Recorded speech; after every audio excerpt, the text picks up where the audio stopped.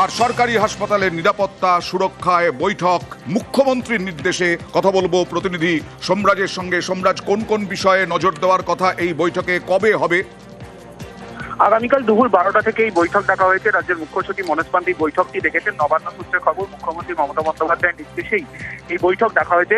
মূলত রাজ্যের সরকারি হাসপাতালগুলির সুরক্ষা ও নিরাপত্তা ব্যবস্থা নিয়ে পর্যালোচনা করা হবে। এই বৈঠকে সব জেলার জেলাশাসক, পুলিশ সুপার, সব জেলার পুলিশ কমিশনার এবং তার সঙ্গে প্রত্যেকটি জেলার মুখ্য স্বাস্থ্য আধিকারিক, প্রতিটি সরকারি হাসপাতালের সুপার, প্রিন্সিপালদের ভার্চুয়ালি উপস্থিত থাকার নির্দেশ দেওয়া হয়েছে।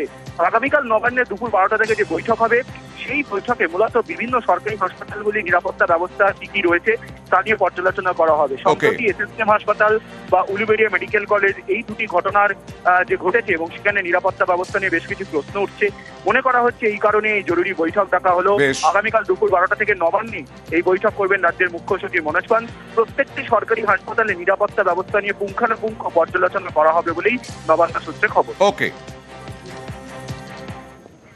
আর উলুবেড়িয়া সরকারি হাসপাতাল, শরৎচন্দ্র চট্টোপাধ্যায় হাসপাতাল, সেই শরৎচন্দ্র চট্টোপাধ্যায় হাসপাতালে এক জুনিয়র ডাক্তারকে ধর্ষণের হুমকি, মারধরের অভিযোগ, ইতিমধ্যেই 3 জন গ্রেফতার হয়েছেন।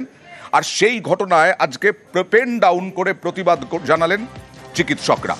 5 ঘন্টা, সকাল 9টা থেকে দুপুর 2টো পর্যন্ত 5 ঘন্টা পরিষেবা চালু রেখে, পরিষেবা স্বাভাবিক রেখেই তারা আজকে সকাল 9টা থেকে দুপুর 2টো পর্যন্ত সিনিয়র চিকিৎসকরা পেন ডাউন রেখে পেন ডাউন করে পরিষেবা চালু রাখলেন।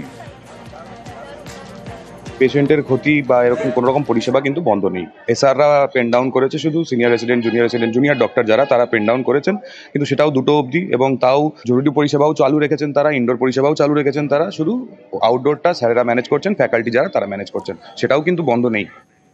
দুর্গাপুর